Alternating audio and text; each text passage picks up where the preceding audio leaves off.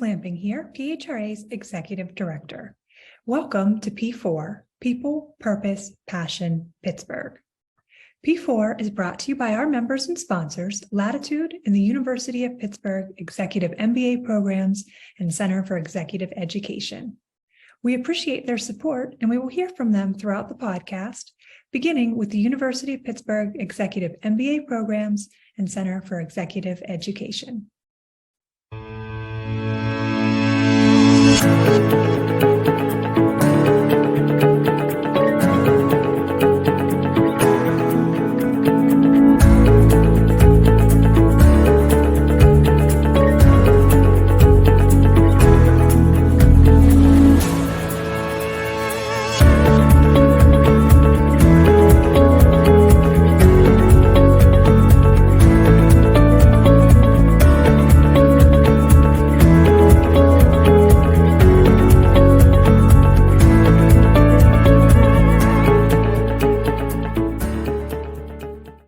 In this episode, Megan will provide insight on how to partner with your employees to create a wellness program that is beneficial for everyone. Wallerton, welcome to the P4 podcast, and thanks for joining us today. This is a particularly exciting one because we've got to become friends over the last couple of years now. Gosh. So everybody listening, this is going to be a fun and engaging session around Megan from the Cranberry, Pennsylvania area. And we're going to dig in specifically to the well-being and the kind of health side of the HR world. So Megan, the way we kick things off is who you are, where'd you come from, and why are you involved in the HR things? All right. Well, Megan Woolerton, I own Life Force Wellness. I grew up and still live in the Cranberry area, so I haven't traveled far. So born and raised here in Western PA, and really just through a series of life events, kind of fell into wellness and partnering with HR leaders. And I've just been loving it every minute of it. It's been crazy, but it's been great.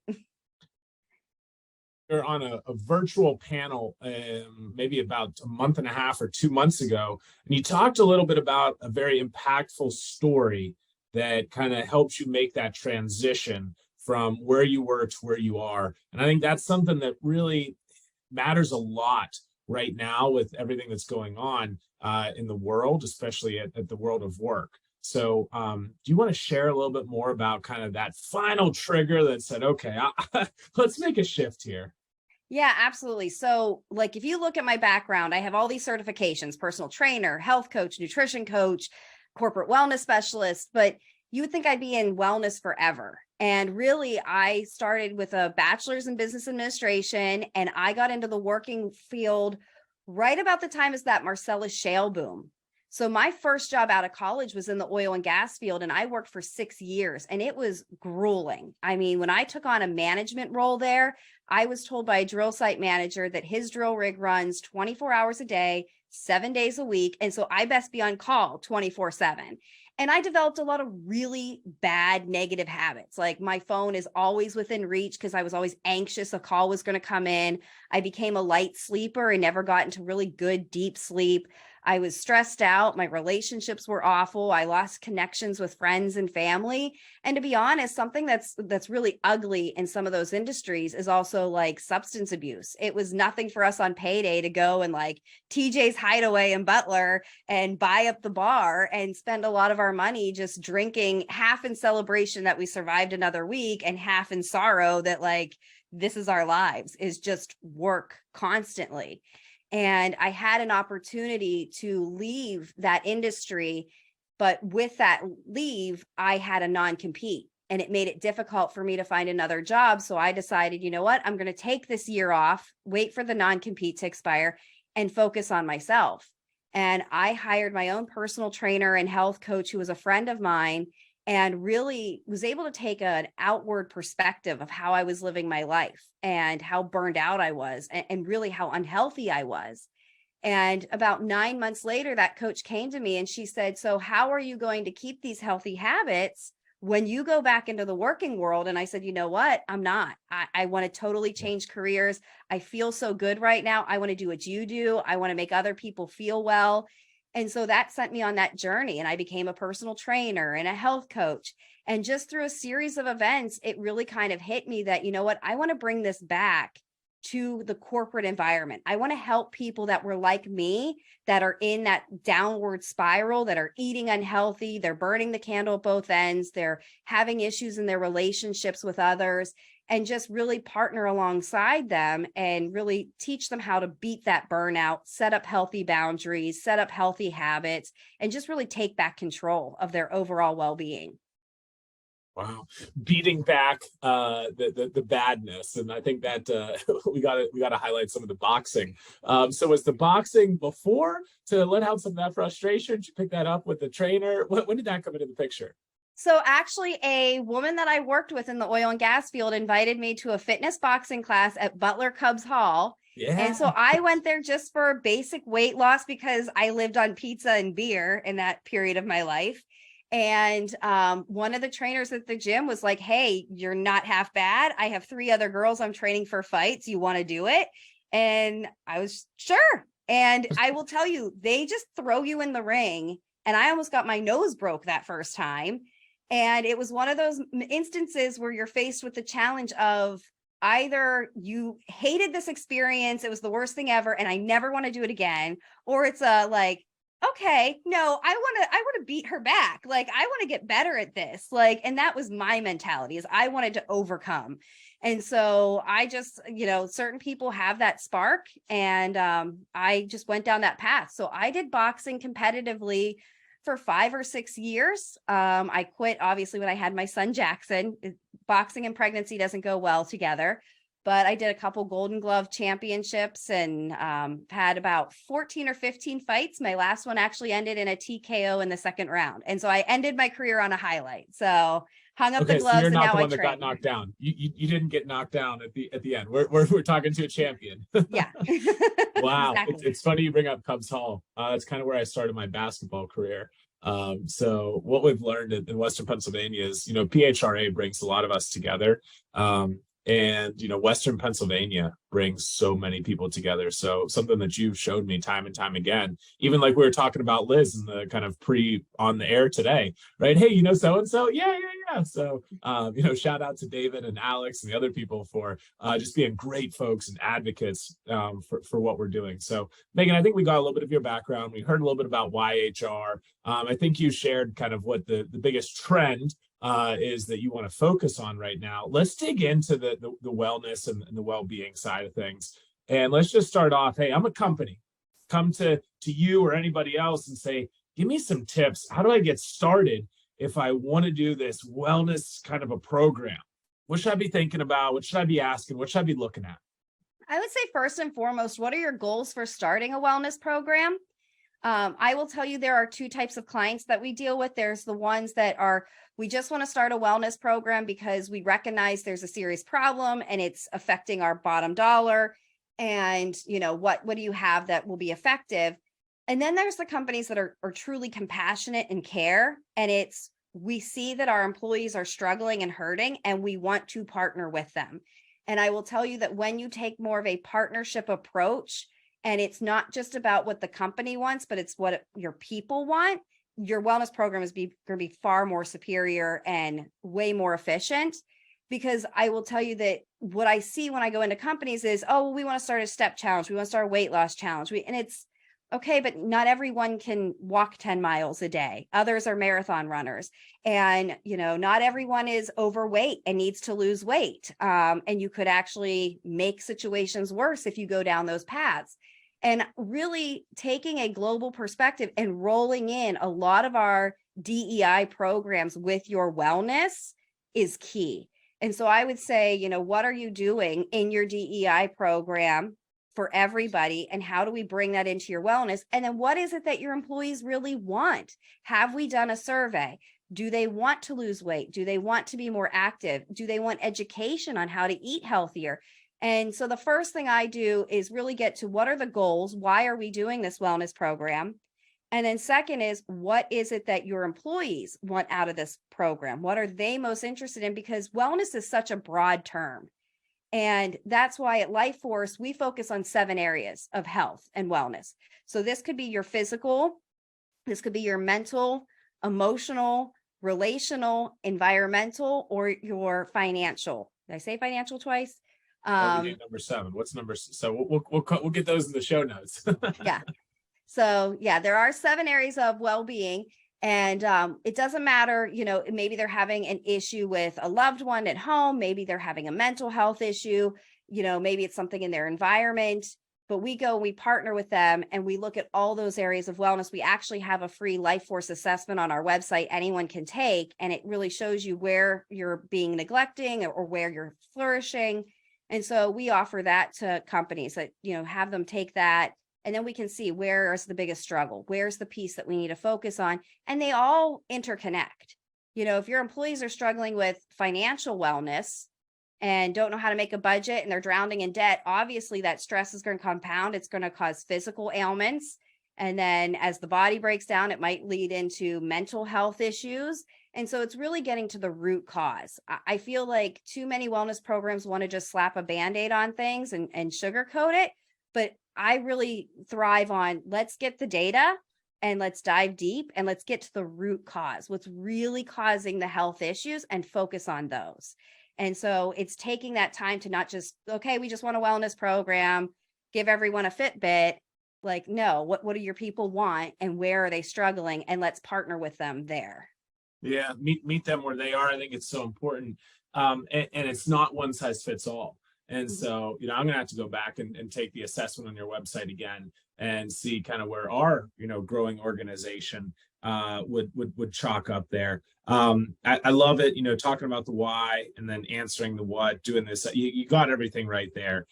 You talked about some of the goals. Thank you. We'll dig into some more of the resources later. And it's pretty cool how you mentioned the diversity, equity, inclusion link to the wellness, right? All these things are interconnected. And you might say, hey, we can do a proactive approach or a reactive approach. And a lot of organizations have an EAP in place. So is that kind of the same thing? Are we on the same page, different pages? Is there a difference between the two? Does one supplement or complement the other? Can you, demystify for me a little bit, at least, please? Yeah, absolutely. So first off, existential is the one I missed. Going back to my head, purpose, your purpose. It comes back to your purpose. But for EAPs, they are reactive. So EAPs are great. So I will tell you right off the bat, when I come in and I say that I help with mental well-being, I am a positive psychology practitioner. That means I can help with negative thought patterns. We can dive into some serious stress triggers, but I am not a therapist. And we can help identify these are employees that need help. And we provide a safe space where employees can come and open up and talk to us. But we like to partner with companies who have EAP programs and say, you have this other resource. And the EAPs are the ones that really provide the licensed therapists for those that have very real issues that might need, a licensed practitioner or might need medication or just need that deeper dive. EAPs are great. I think all companies should have them in place. But the problem is there's also a stigma about them, right? Like you reach out to an EAP when you have a problem. And so it's an issue. And then there's always, that rumor that, oh, if you go and you call your EAP about a substance abuse problem, it's going to get back to your manager and you're going to get fired. And so we like to come in and provide wellness programs on, okay, let's see what we can do. First off, preventative. Let's try to stop the spiral before it gets to a point where we need that licensed therapist in place. Maybe we can provide that mental resiliency, build up more positive mindsets so that they don't need that level of care. So it's more of a preventative measure, but then also we can help to identify those that do need that level of care and really help guide them to the resources and kind of dispel the myths about what really goes on when you call that EAP hotline. So we like to partner and not discourage people from getting an EAP. I think the both work very hand in glove with each other. Got it. Okay. Makes a lot of sense. So if you're talking with, folks that do the EAP, who inside of an organization is kind of responsible for this? Who, like if I'm this kind of title or that kind of title inside of a company, should I be thinking about wellness? Should I be driving change or being an influencer? Or is this on my plate as a decision maker?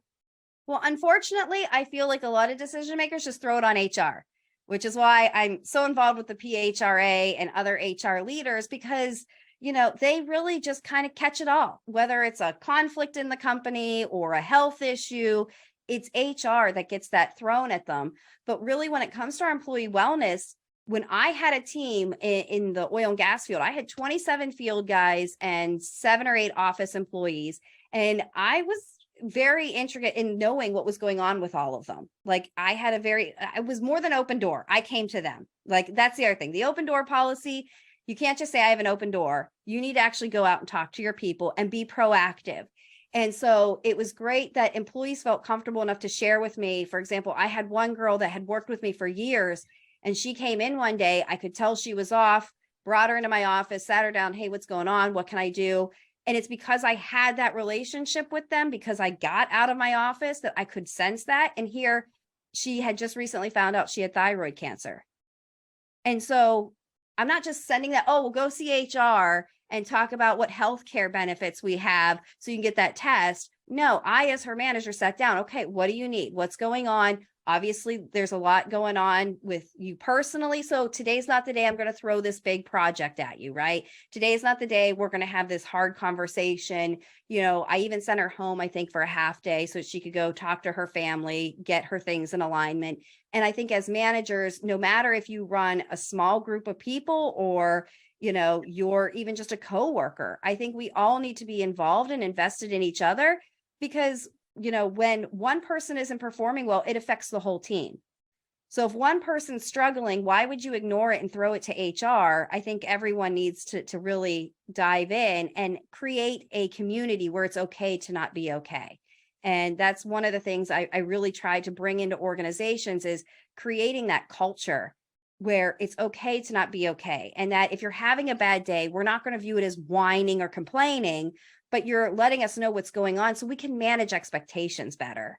And so it's not just an HR function, it's an everyone. I don't care if you're a leader or just a coworker, it's everybody's responsibility.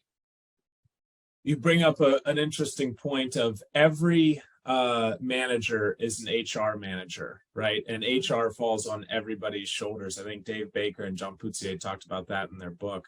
But it's true, right? We all, are in this space of people.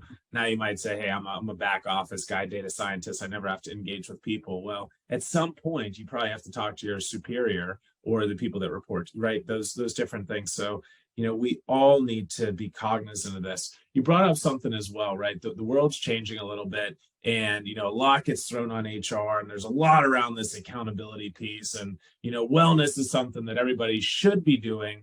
But what happens, Megan, whenever we're not all in the office and we can't walk over to, our accountability person on our personal board of advisors, right? Or we can't walk into that, open door, right? The open door office policy. So while we're working from anywhere, home, hybrid, remote, Tahiti, right?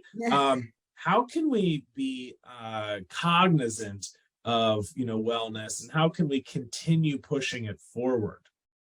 So, there's tons of virtual solutions. And so what, at Lifeforce, we have our own app, and it's got a community page and workout videos on demand, so you can work out from anywhere. And that was a great tool, especially when gyms were closing down for COVID.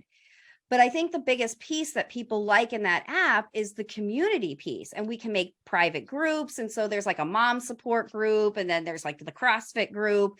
And so they can find a community of like-minded people. And it doesn't have to be my app. I've just learned of circle.so. You can create private communities. There's other resources out there.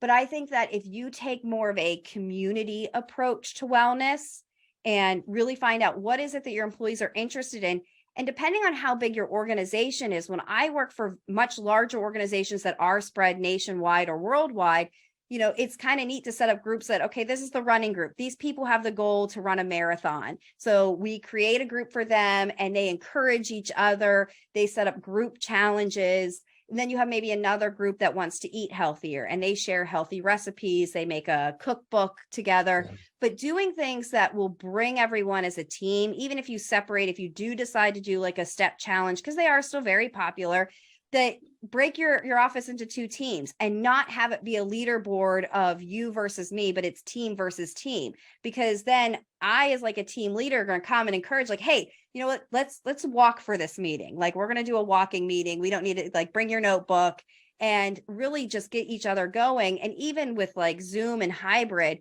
you know, they might meet offline and do like a virtual class together. They'll check in with each other's on their stats.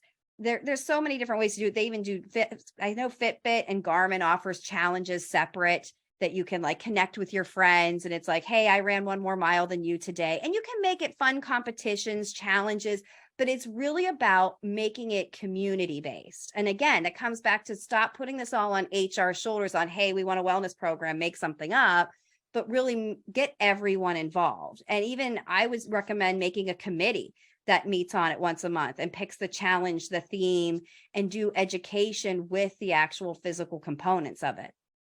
It's funny you say that. On the LPD call for PHRA just a couple minutes ago this morning, Dylan was talking about how they're doing this with Liberty, and how they're looping DEI into their wellness program as well. So it's real, folks. Like, listen what Megan's saying.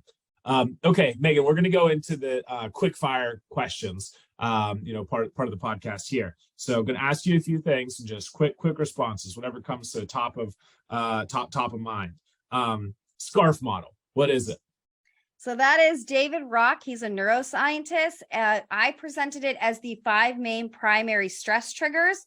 S stands for status, C is certainty, A is autonomy, R is relatedness, and F is fairness. Got it. Your roles at PHRA, you mentioned that earlier. Just quick clarification for us. So I just became a board member at the PHRA. I've been a speaker, and I sit on the signature events committee. So I am just happy to help wherever I can. I really enjoy the PHRA. It's been a top speaker. I gotta make sure to give you those accolades. You had to show me up, right? Pete had to come and cream us all. This is about you. This is about you. Okay. All right. So a book that you're reading or have read and would recommend to other people. So 2 books I always recommend. Number 1, Carol Dweck's growth mindset book or mindset book. That was seriously a life changer for me. Reading that book really shifted me to develop life force wellness. And the second one is Atomic Habits by James Clear. If you are somebody that is desperate to break bad habits or develop new healthy habits, his book is phenomenal. We've been friends for a couple of years now. Carol Dweck, I've read about her. I didn't know she had a book as well. My gosh, I love the research. Thanks for the reminder. It goes to show, even if you meet people and you know them, continue to have the conversations. All right, next one is advice to your younger self. So Megan, before the boxing days, perhaps, or maybe just getting into the oil and gas days. You're walking out of TJ's Hideaway one night, you say, hey, I'm the older Megan. Here's the advice I'd give to you. What would that be? Could it be buy Bitcoin? Could I just that? Okay, after that, yeah. Okay. I would say, this is just a phase. I feel like one of the things I learned, especially through Carol Dweck's book, is we're always growing and that we're just going through different phases, and this too shall pass. So whether you're experiencing a good time or a bad time, it's a phase and things are going to change. It's going to cycle and you're going to grow. And so just remember that this too shall pass. The good, the bad, the ugly, and everything else that comes with it. All right. Last one that we added into season 2 of P4 is a question about what's on your desk or the desk around you. So is there something like a desk toy, a fidget, XYZ that you have? I know you're not big on distractions, but go ahead. Yeah. So one of the things I teach in my environmental piece is to eliminate the distractions to boost productivity. So I don't have candy dishes, toys, that kind of stuff on my desk. But what I do have is a timular. I don't know if you've ever seen these. It's like a dice. And so when I do a different task, I hold it up. So if I'm on the phone, I roll it to the phone. If I'm doing marketing, I roll it. If I'm being creative and developing a workshop, if I'm connecting with somebody on Zoom, if I'm posting to my social media, checking my emails, you turn the dice and it watches your time. And it gives me a chart on where am I spending my time in a day. And then I can see maybe where my time suckers are so that I can adjust my schedule, or I know I need to give myself more time to check emails or be creative. So it connects with my computer Bluetooth. And so then it helps me to be more productive. All right. Well, my birthday is coming up, so just a reminder. Megan, thanks so much for joining us today. It's always a pleasure. Look forward to seeing you just about everywhere in Western Pennsylvania soon, and safe travels as you continue your international work. Excited to hear more about how Life Force Wellness continues growing and developing. Thank you. Yeah, thank you. People do matter. And at the end of the day, we cannot get any work done if we don't have the right people in place. Are your people connected? Latitude is the one-stop shop people connection software platform. Our software workshops and programming facilitate new employee onboarding, manager one-on-ones, stay interviews, mentorship programs, and peer networking to increase retention, engagement, satisfaction, productivity, profitability, and happiness. Imagine a technology that intersects your calendar with LinkedIn, Zoom, Google Docs, and your CRM. Contact Latitude today to schedule a conversation.